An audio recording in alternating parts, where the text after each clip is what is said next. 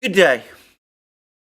Rumours are rife as of last night and this morning that Ukraine might be on the eve of launching its much debated and discussed counteroffensive, principally, principally focused upon the south of Ukraine. This despite the fact that, according to Russian estimates, Ukraine has only received around 20% of the tanks which it was promised by the West, and of course, the number of tanks the West promised is also far short of the number of tanks that Ukraine itself said it needed in order to carry out a successful offensive, be it in the south or indeed anywhere else in Ukraine as well. But putting all that aside, and as of this moment in time, there's little actual concrete information about any Ukrainian counterattack. Fighting continues in other places.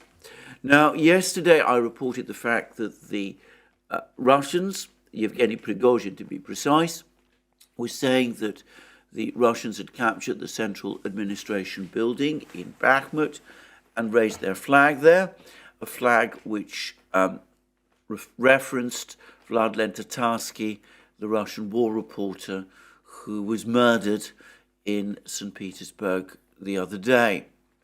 Well, we've now had conclusive confirmation of this. There's been photographs which show this building with the Russian flag on it.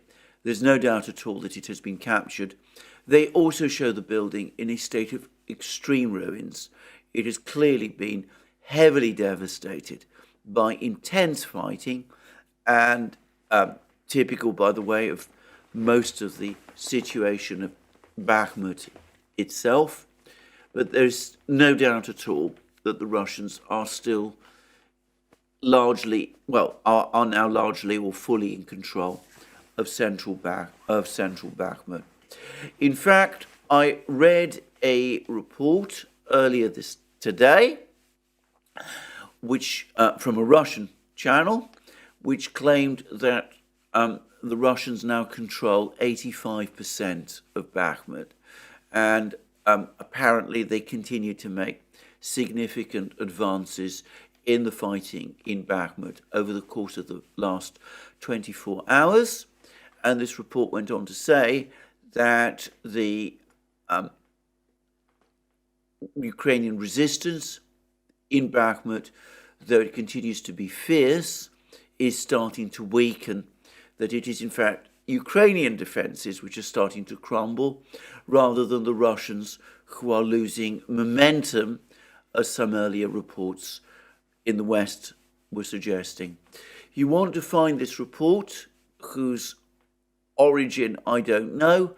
You can find it on the Slavyangrad Telegram channel, which, as well as being, in my opinion, one of the single most reliable place to find a detailed account of the fighting, also acts as a very effective site aggregator, bringing together reports from both sides of the conflict, Ukrainian as well, by the way.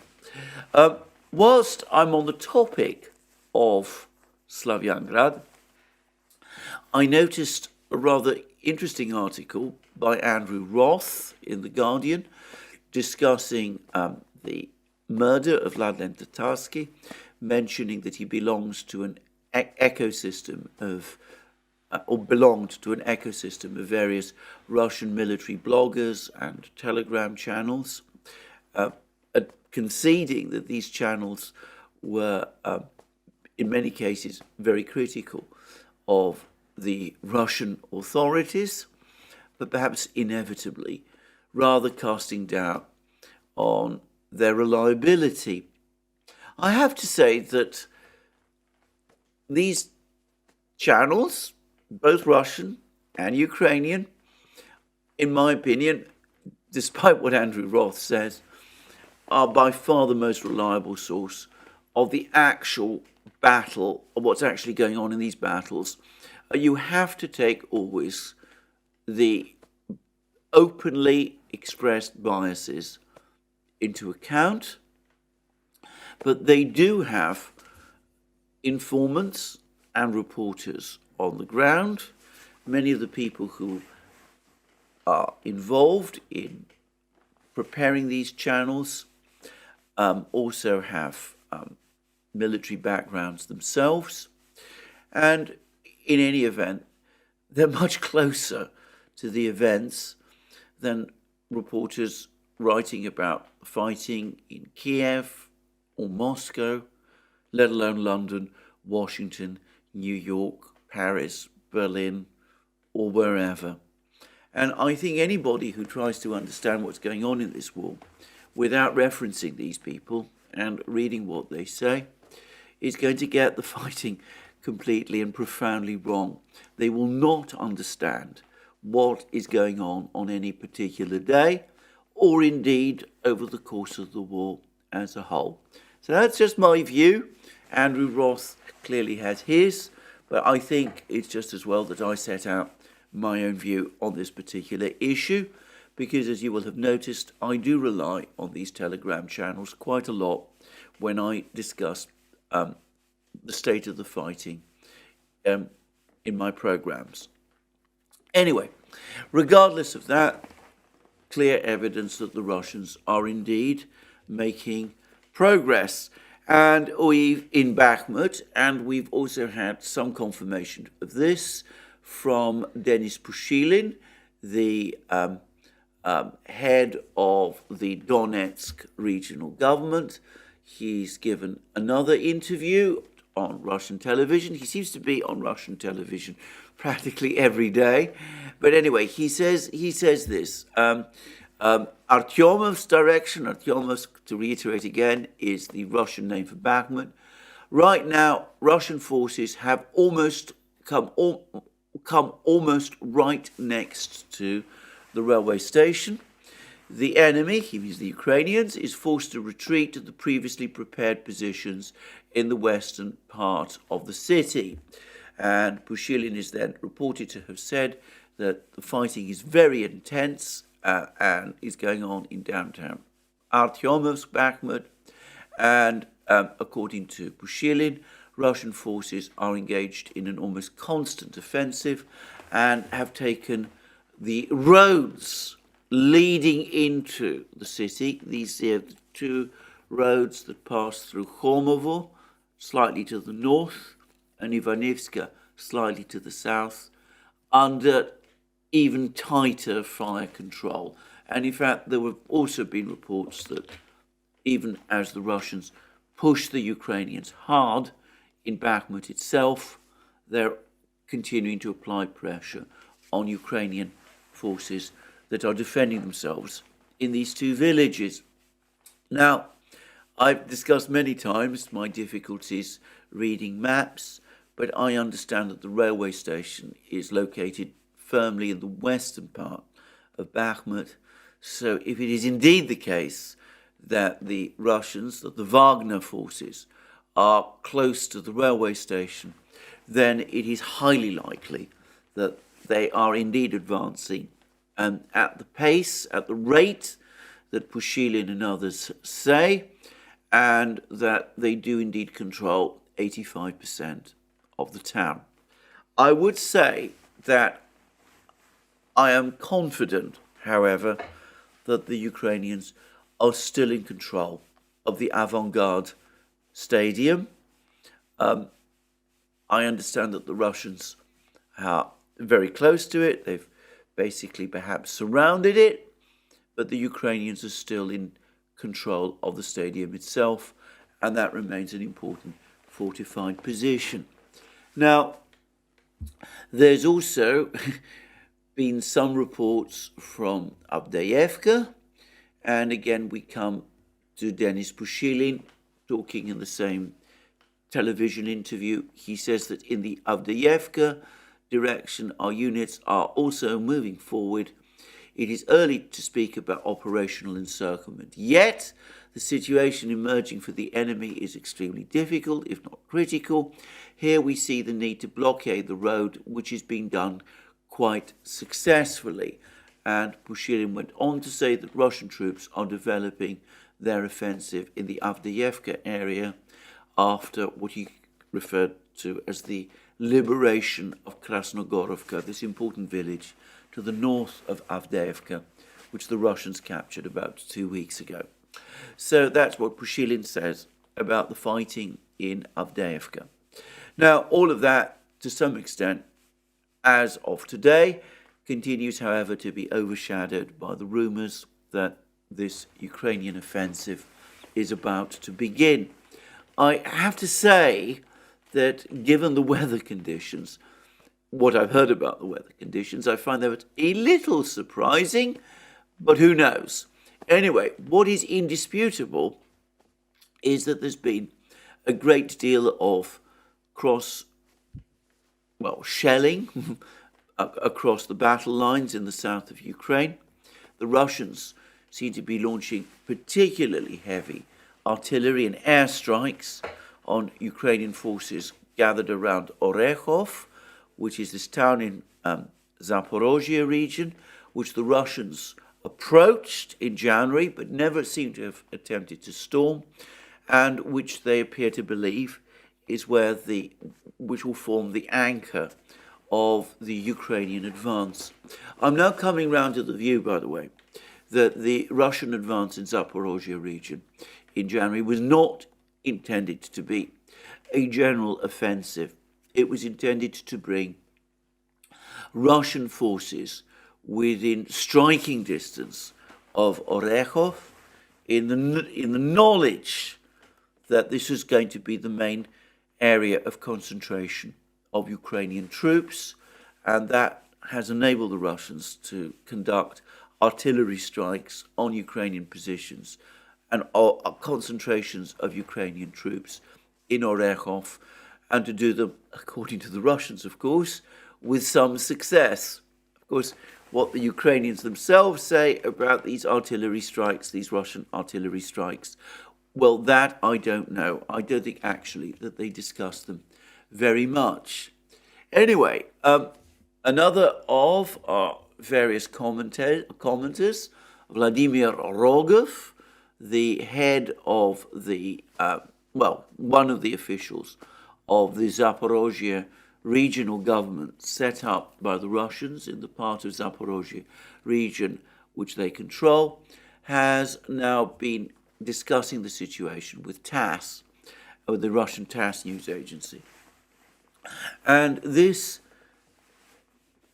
is doing this in connection with Ukrainian artillery strikes on Melitopol, and there's been a number of strikes on Melitopol, and also some sort of, you might call them sabotage or bomb attacks in Melitopol. Ukraine has inserted some infiltrators there. There was a bomb attack on the car of a regional official in Melitopol, Russian regional official in Melitopol, who was severely injured, but apparently not yet killed. At least he's still alive. Anyway, there's been things like that going on. And I understand that most, in fact all of the shelling of Melitopol, which is principally being conducted by HIMARS missiles, is taking place from the area of Orekhov. And this is how Rogov talks about it. He says that attacks on Melitopol have intensified as Ukrainian forces are testing the ground for an offensive. And Rogov is quoted by TASS as saying that the Ukrainian military could launch a counterattack at any time, and it is the Zaporozhye front that will be the priority for them. And he has also apparently told TASS that he thinks that Ukraine might also try to launch waterborne attacks. That could be an attempt to try to cross the Dnieper River into Kherson region. There was a report yesterday, false as it turned out, that from Ukrainian sources that the Russians had abandoned their positions in a particular settlement on the east bank of the Dnieper River in Kherson region.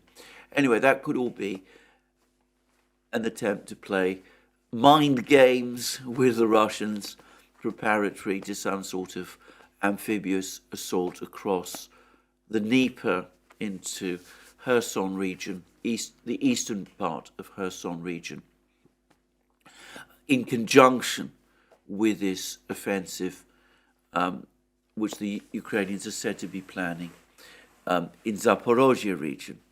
Anyway, a lot of discussion, some shelling by both sides.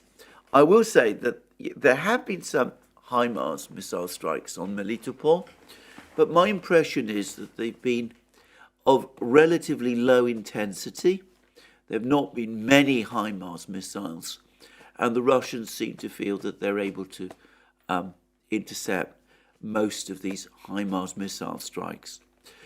Now, in a recent program, Brian Belletti at the New Atlas pointed out that the extent of Ukrainian HIMARS missile strikes appears to have declined markedly in recent months, and which is true. And he also suggested that the probable reason one possible reason why that might be the case is that Ukraine has lost most of its HIMARS launchers. The Russians have been claiming at various times that they've tracked down and destroyed HIMARS launchers. The US and Ukraine have generally denied that. They've never admitted to the loss of a single launcher. In fact, I have no doubt that some of the launchers have indeed been destroyed. And it could be that the reason we're seeing fewer of these missile strikes with HIMARS missiles taking place is precisely because Ukraine does indeed have fewer launchers for these missiles. I would say, however, that there is another possibility, which is that Ukraine might be stockpiling HIMARS missiles in advance of its offensive. And we might start to see a lot more of these missiles being used once the offensive does indeed get underway. I would say, however, something else about the HIMARS system. When it started to be used by Ukraine last summer, it was a system that the Russians had very little information about, advanced information about. Obviously, they knew of its existence. They had some general ideas of its general parameters. But that is not the same as having to confront and deal with the system in actual combat conditions. So the Russians, for a time, did have problems with the HIMARS missile system. Over the course of the last few months, the Russians, however, will have gained a great deal of information about the HIMARS system indeed. Now, this will have come partly from the capture of intact missiles, which has happened. I've actually seen pictures of intact HIMARS missiles in Russian possession, and the Russians have obviously examined these missiles and got a clearer idea of how they work and what they can do. So there's been some of that, but of course the very act of having to conduct military operations in the face of HIMARS missile strikes is something which will have affected the way in which the Russians operate. And of course, over the last 10 months or so, the Russians will have worked out countermeasures. And in fact, they have indeed worked out quite a lot of countermeasures. Even Western commentators are talking about how the Russians have learned to disperse their depots and their barracks so that they're not so vulnerable to HIMARS strikes. And of course, the Russians, as they said themselves, have updated the software of their air defense systems and are much better able to shoot down HIMARS missiles than they were back in the summer and autumn. So yes, this remains an effective system, and the Ukrainians may have more of a punch than perhaps people realize with respect to this system. but the Russians are better prepared for it, understand it better than they did back in the autumn when the previous Ukrainian offensive took place. So, just making that general observation. Now, I don't know much about the various plans that are going on, which the two sides are making. When Shoigu visited the Russian headquarters in Rostov-on-Don a few days ago, the Russian Defense Ministry confirmed that the Russian military does indeed have a plan. So, there are plans, and we can see some of the things that the Russians are doing. They continue to build enormous fortifications across this entire region, in Zaporozhye region, in Kherson region, in Crimea itself, long layers of defense lines, which are on a scale that we've not seen before in this conflict. I suspect they go far beyond the scale, even of the fortifications that Ukraine created in Donbass, though of course I don't know that for a fact.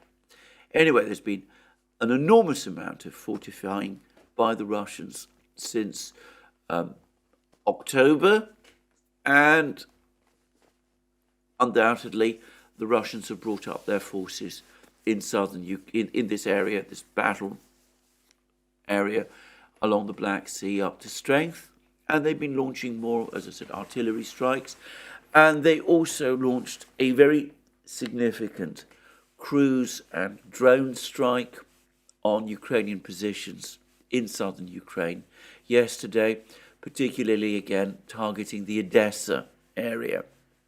And there's been some suggestions that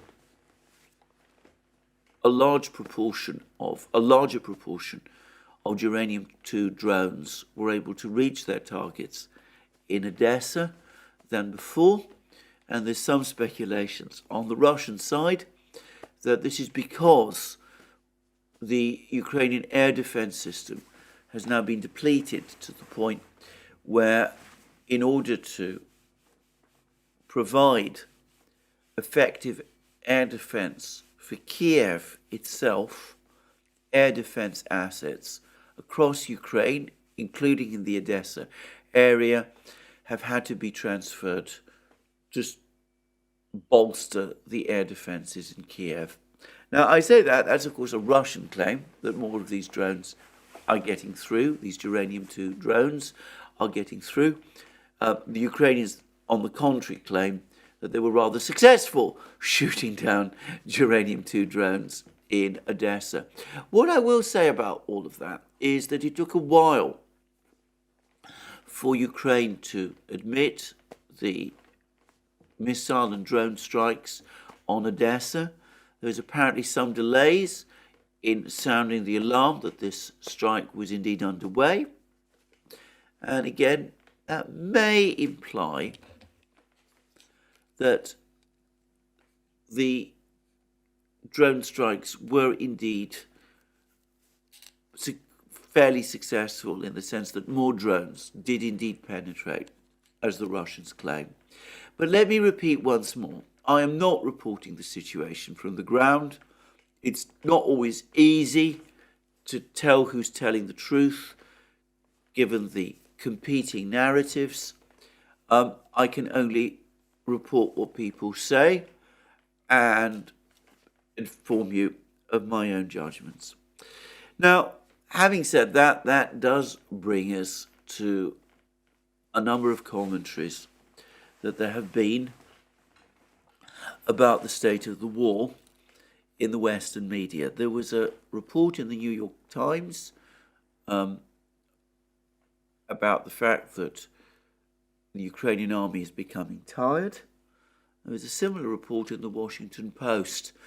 I'm not going to devote much time to those articles. There was also an article by Gideon Rachman in the Financial Times. Gideon Rachman, who is a strong supporter of Ukraine, has visited Ukraine, and specifically Kiev, and though he tries hard in this article to be optimistic, my overall impression was that he also felt that there's been a lowering of morale, a decline of morale in Ukraine, that people are tired and exhausted, and that there's a sense that altogether too much is now riding on this Ukrainian counteroffensive.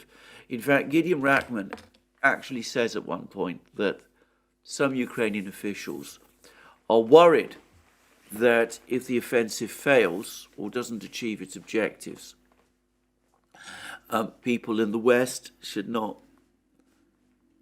jump to conclusions that Ukraine is indeed losing the war. And I find that an interesting comment because it sort of suggests that there is not very high optimism in Kiev about this offensive's prospects. But anyway, all of these articles, to my mind, come together in a much more interesting article. In The Hill is one of those US publications which cover principally US domestic politics. Its closest British equivalent, it seems to me, is The Spectator. It's one of those magazines that, as I said, covers a lot of politics. The Hill, presumably, is Capitol Hill, but it also does talk about foreign policy quite a lot. And this article is by Earl Mack, who is a former US diplomat. He was ambassador to Finland, I understand, at one time. And he says this, and this article dates from the 29th of March, so it's just a few days old. As fatigue grows and morale wanes in Ukraine, defeat is a real possibility. And the article then goes on to say this, and I'm going to quote from it extensively. The Russian invasion of Ukraine recently passed the one-year mark, and I fear the country is on the verge of losing to Russia. As someone who has visited Ukraine multiple times on humanitarian missions, my last trip convinced me that the country is at a pivotal moment. Morale is slipping. I could see it in the eyes of the children. More importantly, I could hear it in the voice of their leaders, who continue to say all the right things, but lack the same conviction as before. The United States, NATO, and our European allies have been propping up Ukraine to fight a proxy war. It's interesting, by the way, that he says that Ukraine is fighting a proxy war. But anyway, I will move on. But the efforts amount to doing half a job. The failure of the United States and NATO to provide the necessary support, including modern military equipment, is a major issue. It seems the majority of the equipment being supplied to the Ukrainians came out of a Cold War era military museum. Ukrainian soldiers are fighting the Russians with Leopard tanks, only a handful of which are modern, and Soviet-era MiG fighters that are over 30 years old. By the time US Abrams tanks reach Ukraine in 8 to 10 months, as US officials have stated, the war could well be over. We need to send the Ukrainians modern fighting hardware yesterday. Where is the urgency? Now, I'm going to say a few things about this. First of all, as is fairly clear, Earl Mack is a supporter of Ukraine. He wants Ukraine to win. We're going to come to that further in the programme. But he's talking about falling morale in Ukraine, including amongst Ukraine's own leaders. They no longer have the conviction in victory that they did previously. And this is connected to disappointment about the dwindling, the lack of advanced military equipment they're getting from the West. And note how Mack says that the Leopard tanks, only a handful of them are modern. And this clearly derives from the Ukrainian military's own assessment of these tanks. They've now received quite a few of these tanks, about 50 of them, I believe, in total. They come from various different sources. And of course, the Leopard 2 tank has had an extensive construction history, and these tanks come from different batches. And it seems that the Ukrainians have found that only a handful of these Leopard 2 tanks, are fully up to date. Now, I say Leopard 2 tanks because, as far as I'm aware, Ukraine has not yet received any of the much older Leopard 1 tanks that, as I said, date principally from the 1960s and 1970s.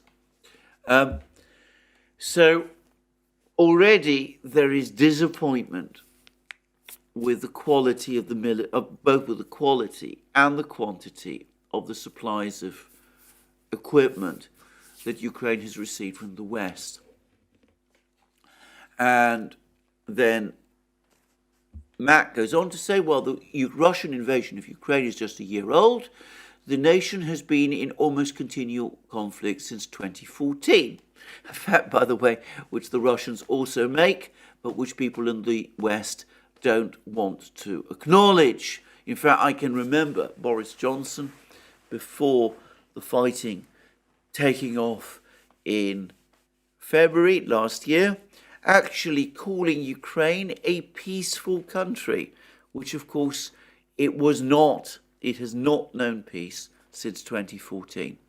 And Mack describes this as a case when Russian-backed separatist movements in the Donetsk and Lugansk regions of Ukraine declared independence, and the Russian government annexed the Crimean Peninsula. And then he goes on to say, as the Ukrainians approach a decade of death and chaos, President Putin knows that the Russians will win a war of attrition. It's a point that has been made by Brian Beletic, by Scott Ritter, by Douglas McGregor, time and again. And here we have a senior US diplomat who knows Ukraine well. He's just been to Ukraine. He's had meetings with Ukrainian leaders, and they are admitting to him that Ukraine is in a war of attrition, and that they know that they are losing, that this is a war of attrition, that Russia is winning and knows that it is winning. And then Mack goes on to say this: Ukrainian cities are systematically being pounded into rubble, critical infrastructure totally destroyed or rendered inoperable. Over 10 million Ukrainians have crossed the border or fled their country. The loss of population, death and destruction has left the people, especially its children, emotionally devastated. Time is one commodity the Ukrainians don't have.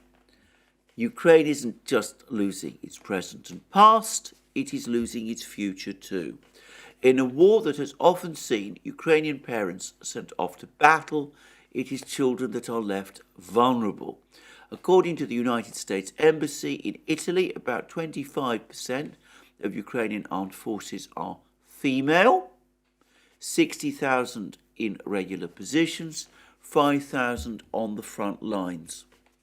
And then he talks about how Putin has exploited this dire situation by deporting more than 10,000 Ukrainian children back to Russia. Well, that's Mack's view. I'm not going to explore that. And he talks about Putin's war crimes and compares those to the Nazis in the Second World War, which I don't accept at all. But anyway, he goes on to say that the situation is not only a tragedy for the children and their families, but also for Ukraine's future. Children are the future of any country, and Ukraine is losing a significant part of its future.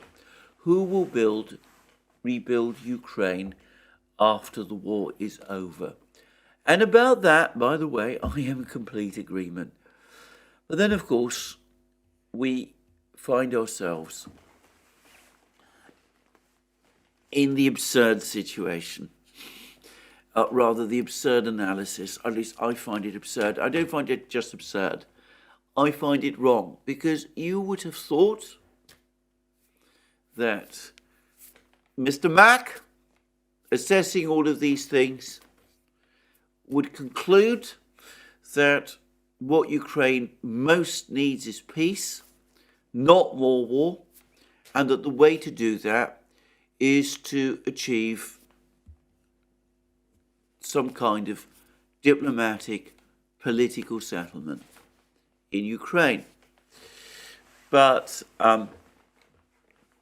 instead of that, he does exactly what all of those participants in that meeting discussed by Spengler in Asia Times, which I discussed about a week ago. And by the way, several people have written to me informing me of who Spengler is. He's a gentleman, Mr. Goldman, a former banker and a well-known personality in the United States, somebody who is, in all respects, the kind of person you would expect to attend these kind of meetings. And I accept that he's no longer keeping his identity secret, even though he does still like to use the name Spengler for his articles in Asia Times.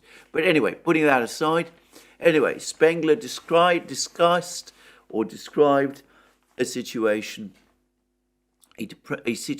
where, in spite of the recognition that Ukraine is losing the war and that the United States might have no means of turning things round, he described a situation in which the only response of US officials was to try to find ways to escalate and double down. And so he dismisses any possibility of the Chinese fulfilling any kind of mediation role. He says China's intervention in the conflict in any form will help buoy Russian resolve and rearm. And he says that whilst our efforts to arm the Ukrainians are taking the slow boat to China, Xi Jinping has taken a rocket ship to Russia. How I detest these kind of clever verbal gymnastics. What does that even mean, actually? I mean, it's not as if the United States hasn't provided tens of billions of dollars of military equipment to Ukraine. But anyway, and you know, what has China done in response to that? But anyway, so don't negotiate, don't even think about negotiating. Provide Ukraine with more arms, and do it immediately. Do it as a matter of urgency, so that Ukraine's counteroffensive, this counteroffensive I was talking about at the start of this program, this counteroffensive which, for all we know, might be about to start. It might have already started by the time you're watching this program, so that this counteroffensive can succeed. There is a ray of hope. Ukraine has been preparing a counteroffensive that could change the course of the war and lay the groundwork for a settlement. After the prolonged battle for Bakhmut, Russian forces were considerably weakened. Where's the evidence of this? I'm not going to discuss this anymore. It's become now a mantra amongst those people who want to see the war continue